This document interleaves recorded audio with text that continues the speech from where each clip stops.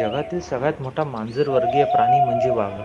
एकूण 36 प्रकारच्या मांजर प्रजातींमधील वाघ हा जंगलाचा राजाच. त्याच्या गौरवार्थ रशियातील सेंट पीटर्सबर्ग वाघ परिषदेत 29 जुलै 2010 साली जागतिक वाघ दिवस म्हणून घोषित केला गेला. बुद्धिवान, शक्तिवान, धूर्त जंगलात वास्तव्याला असणारा वाघ हा आपल्या सर्वांना माहीत आहेच. वाघाच्या प्रजाती भारताबरोबरच जवळच्या बांगलादेश, नेपाळ आणि पश्चिम म्यानमार येथे सुद्धा आढळतात. गेल्या शतकात 1,00,000 संख्येने असलेले वाघ शतकाअखेर 40,000पेक्षाही कमी झाल्याचे आपल्याला दिसून आले. त्यामुळे त्यासंबंधी युद्धपातळीवर काही करण्याची गरज भासत आहे. वाघांची संख्या झपाट्याने कमी होण्याची अनेक कारणे आहेत. त्यातीलच महत्त्वाचे कारण म्हणजे त्यांची अवैध शिकार. वाघाची हाडे, कातडे व इतर अवयवांपासून बनवलेल्या औषधांना चीन, इंडोनेशिया येथे मोठी मागणी आहे. तसेच जंगलात शिकाऱ्यांनी प्राणी पकडण्यासाठी रचलेल्या सापळ्यात वाघ अडकून जखमी होतात वा मारले जातात. या उमद्या जंगलाच्या राजाला वाचवण्यासाठी आपण सामान्य नागरिक म्हणून आपापल्या परीने निश्चितच प्रयत्न करू शकतो. चला तर मग आपण सगळे गणरायाकडे साकडे घालूयात आणि वाघ संरक्षण संवर्धनात आपला खारीचा वाटा का होईना उचलूयात. म्हणजे पुढच्या पिढीला फक्त चित्रातच वाघ पाहण्याची वेळ येणार नाही.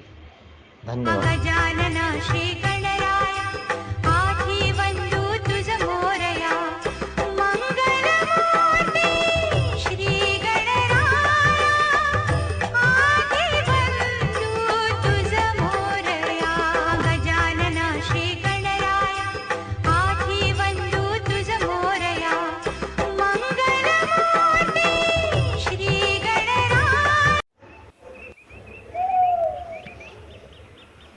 जगातील सगळ्यात मोठा मांजरवर्गीय प्राणी म्हणजे वाघ.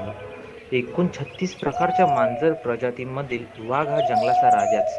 त्याच्या गौरवार्थ रशियातील सेंट पीटर्सबर्ग वाघ परिषदेत 29 जुलै 2010 साली जागतिक वाघ दिवस म्हणून घोषित केला गेला.